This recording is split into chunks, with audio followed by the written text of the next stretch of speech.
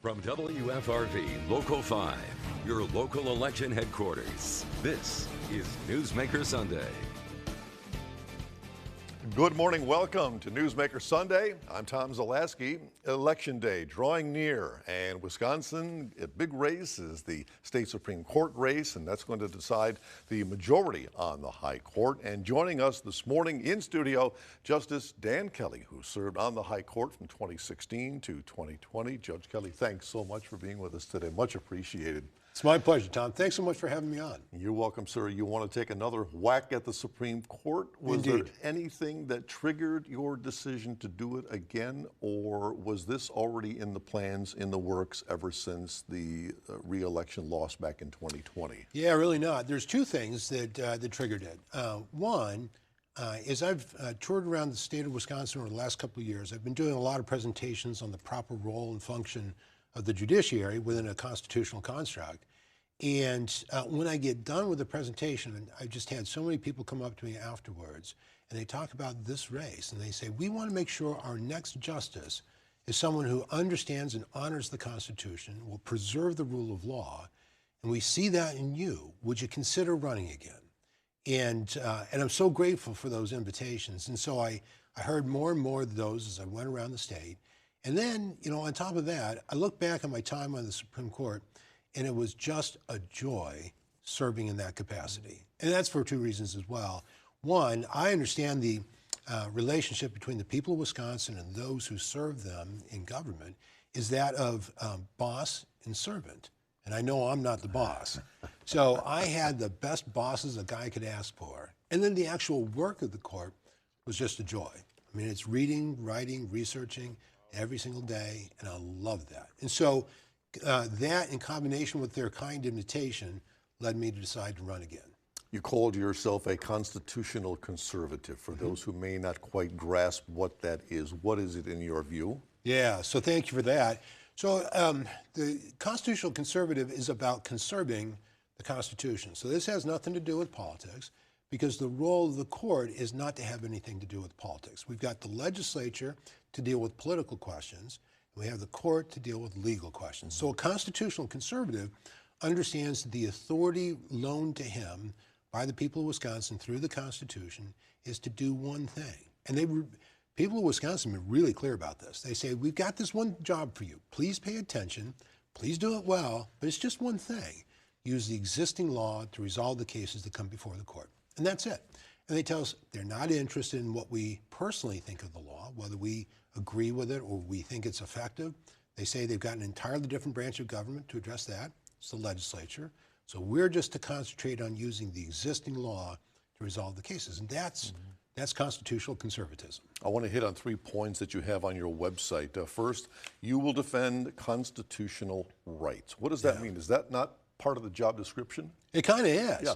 At least I think so. But there is a different school of thought out there. It's called living constitutionalism. And that idea, my opponent subscribes to that idea.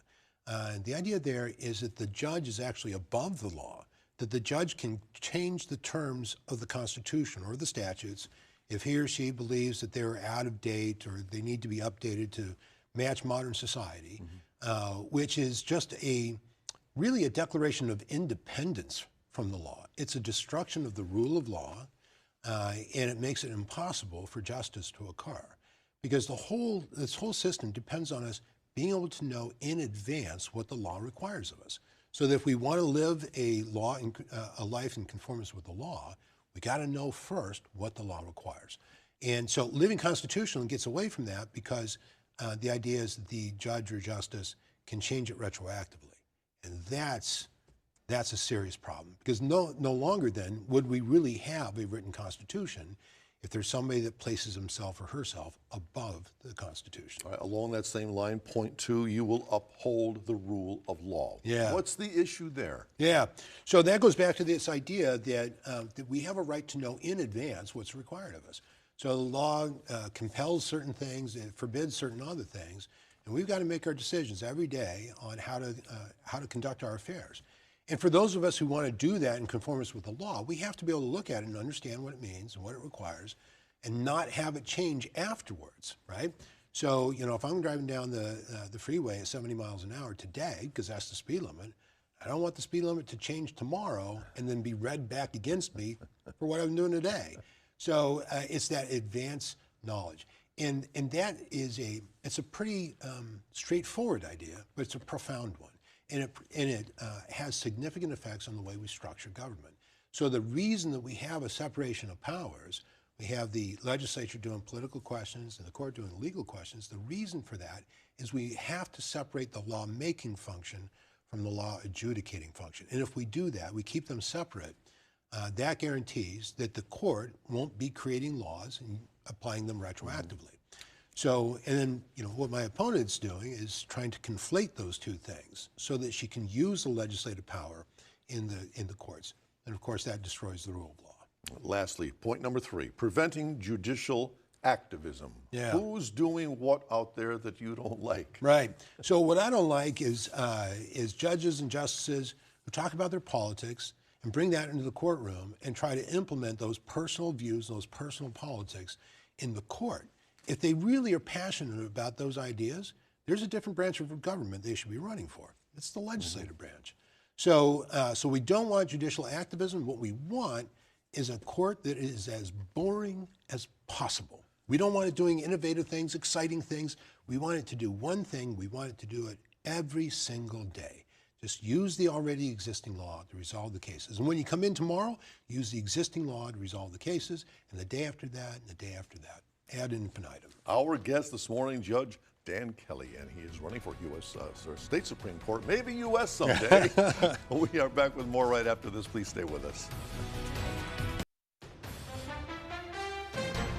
Back now with Wisconsin Supreme Court candidate Dan Kelly. Campaign spending $15 million so far on this campaign, most ever spent for a race for state Supreme Court in U.S. history. Yeah.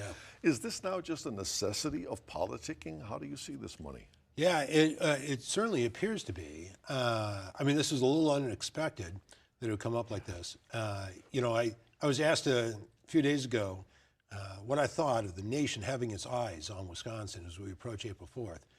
And I said, I think the nation needs to get out a little bit more because, this is Wisconsin business. We can take care of our business here at home. But there is, because of this dramatic difference between my opponent and me, that's raised significant national interest. And so I think part of the reason for that is there are people that are really gravely concerned that if the activist project can work here in Wisconsin, that they'll take that to other courts across the country and use that to push them in an activist direction, away from the rule of law and away from the written Constitution. And so there are people who are concerned about that, but then there's people who actually, they want that. They want to move the courts in a more political direction. And so that's where the real combat is coming here. And I think it's a clash of just totally opposed judicial philosophies. Mm-hmm. So I don't think it's that much about my opponent or me personally. It's about what we represent. I want to ask 2 quick points, and if you would answer them quickly so that I can give you a chance at the end of the program here to make your pitch for votes. First of all, the abortion issue. Mm-hmm. You're going to deal with it. I know you can't tell me how you're going to vote on that, but pro-life people seem to be on your side of the aisle. What is it about you that attracts them? I think it's my commitment to constitutional conservatism, of allowing the people of Wisconsin to decide what their laws ought to be in conversation with their legislature, rather than stealing that authority for myself. Gerrymandering. Mm-hmm. People in the legislature, whoever has the most gets the most. Is that how it should be? Well, it is an inherently political question. And that's one of the reasons why our Constitution commits that project to the legislature, where we deal with political questions. So that's not to say that there isn't any room for the court to speak into that, because there are legal requirements. So, for example, we look at Article 4, Section 4 of our Constitution, and we find that the districts have to be equal population, they have to be reasonably compact, they have to be contiguous territory. Then you have to comply with the Voting Rights Act. And so these are legal constraints. Those are the things that we can address in the court. But the political dynamic in a map is 99.9% political equations. And so those are not for us to address. That's for the legislature to address. All right, Judge, I've got 30 seconds to make your pitch. Judge Dan Kelly wants to go back on the Supreme Court, and why should we put him there? Well, because I've demonstrated my commitment to the rule of law in our Constitution during my many years on the Supreme Court. And all the work that I did is all in writing. It's available on my campaign website, justicedanielkelly.com. And everyone can go there and be confident that all I do with the authority they lent to me was use the existing law to decide the cases without regard to my personal politics or views. Judge Dan Kelly, a pleasure. My pleasure. Thanks so much. Thank you so much. When we come back, we are going to speak with Janet Protasewicz, the other candidate in this Supreme Court race. It's coming up right after this. Welcome back to Newsmaker Sunday. We just wrapped up our conversation with Dan Kelly, who is running for state Supreme Court in this upcoming election. And now we hear from his opponent. Joining us now is Judge Janet Protasewicz, running against Kelly for the Wisconsin Supreme Court. Judge Protasewicz, thank you so much for making time for us today. Right off the top, why did you decide to run for the High Court? Well, first of all, thank you for having me here. I very much appreciate it. I'm delighted to be here. I sat back and started thinking about this race and decided to run for this seat because I think we need to get common sense back on our Supreme Court. We need change on our Supreme Court. We need to get away from the extremism. We need an independent Supreme Court. And that's why I've decided to run. Judge, you've got a lot of years on the bench, also as a prosecuting attorney. A little bit of background, please, if you would. Maybe a resume, if you will. Sure. I was born and raised on the south side of Milwaukee to two very hardworking parents. My parents were teachers. I went to Pius for high school, Blessed Sacrament for grade school in Milwaukee, and then worked my way through UW-Milwaukee, where I majored in history. After undergrad, I went to Marquette for law school. Had a really wonderful experience there, but I have to tell you that my parents worked very hard to instill in me a number of values. You work hard, you give back to your community, you study hard. And so when I was looking for work after law school, what I really, really wanted to do was continue to be involved in my community. I was very fortunate to be appointed as an assistant district attorney in Milwaukee County. I worked there for many years, actually just over a quarter of a century, prosecuting some of the most violent criminals in the Milwaukee area, working at our Children's Court Center, doing our best to protect families, keep families together, handled some child abuse cases, and handled really serious felonies as I was a prosecutor. Then I ran for judge. I've been a judge since 2014. Just finished what I call a tour of duty, 3 years handling homicide and sexual assault cases. And now I am happily seated in the family court branch, and I have been campaigning for almost the last year for this seat. Judge, on your website, it says that it's time to keep politics out of the courtroom. What did you mean by that? What have you been seeing? What caused you to say that? Well, it's important that we keep politics out of the courtroom, quite frankly. You know, I talk to people all over the state, and I've been to every corner of our beautiful state. And people have concerns about a wide variety of issues. But more than that, people are concerned about having decisions made by a judiciary that is fair and impartial and follows the law and upholds the Constitution. You know, there shouldn't be a thumb on the scale when somebody comes into the courtroom. Not whatsoever. Decisions, should be made based on the law. And that is why I said that I think it's important to keep politics out of the courtroom. So on the current bench, on the current Supreme Court, have you seen instances of politics entering into certain decisions? Well, I have, and I'll tell you, in regard to my opponent, I believe that my opponent, when he was on the Wisconsin Supreme Court, ruled in favor of special interests every single time he had an opportunity to do so. I would also say this, you know, I'm not equating him to a conservative. I love conservatives, quite frankly. I hope to garner conservative support in this race. My concern is that he is an uber partisan extremist. So I talk about keeping politics out of the court. This is somebody who even after he announced his candidacy for the Wisconsin Supreme Court, was accepting payments from the Republican Party as part of his salary, who, took well over $100,000 in payments from the Republican Party. But more than that, he was intrinsically involved in advising the party in regard to the fake electors scheme. He is somebody who is extremely partisan, extremely political. We don't need that on our Supreme Court. We need a justice who's going to be fair, a justice who's going to be impartial, and apply the law fairly across the board. And we shall continue with Wisconsin Supreme Court candidate Janet Protasewicz right after this. Stay with us.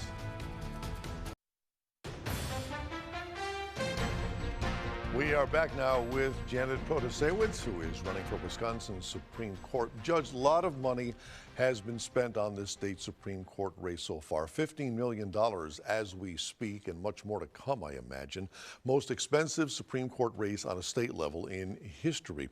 What are your thoughts about these millions of dollars being spent? Because as you say, this is supposedly a nonpartisan position, but wouldn't you have to believe that people who are donating to either your candidacy or to Kelly's candidacy, they've got to be expecting something in return? Do you see the disconnect there?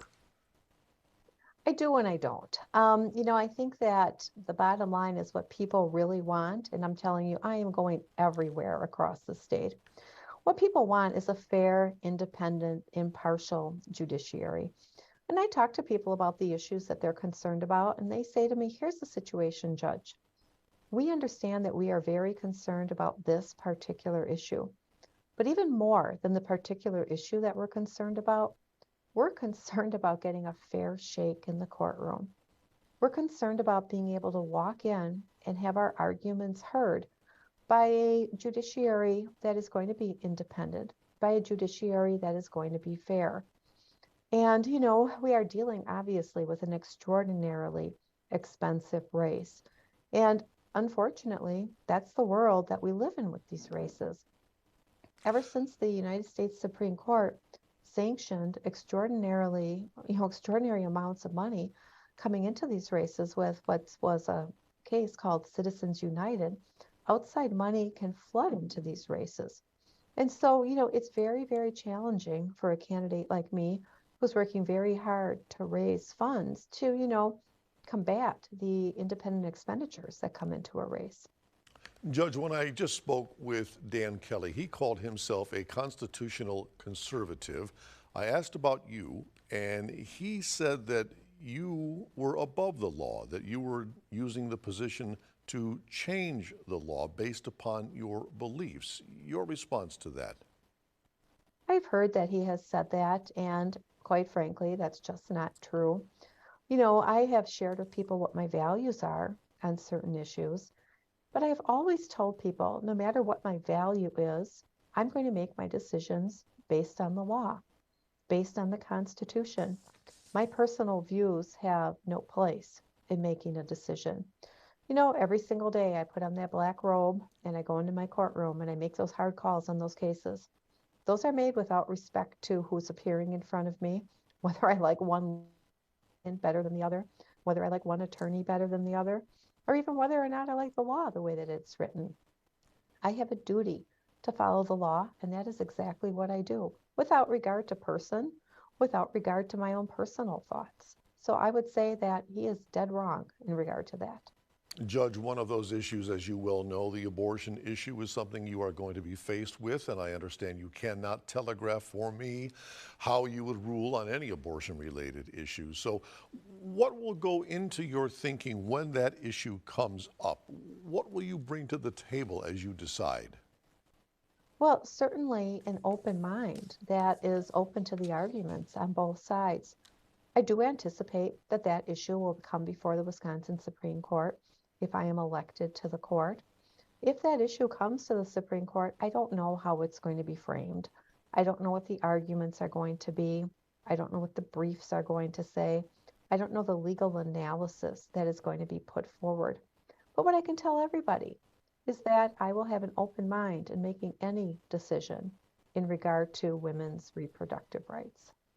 Another issue I am sure you are going to face is gerrymandering. Do you support the current system where whichever party is in power gets to call the shots, call the boundaries for voting districts, or is there a fairer way?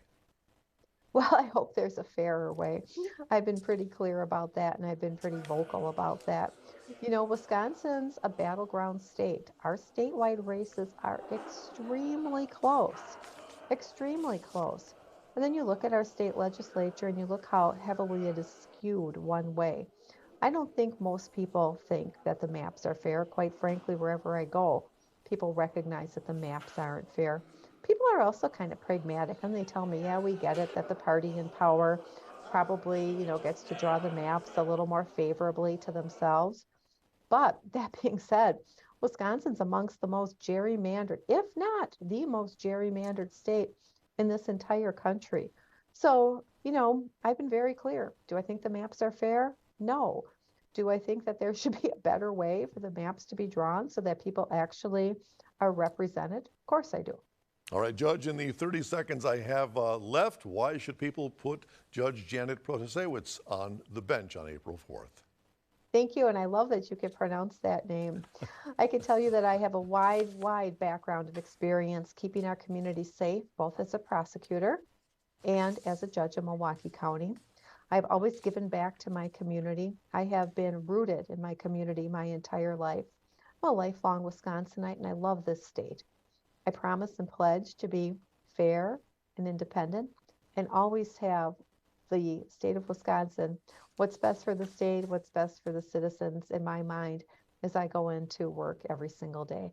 So I thank you so much for having me here this evening. Judge Protasewicz, we thank you very much for making the time. And if you have a newsmaker in your town who you think we should have on this show, let us know about it. Send us an email to tips@wearegreenbay.com or message us on Facebook. And be sure to join us once again, 7:30 Sunday morning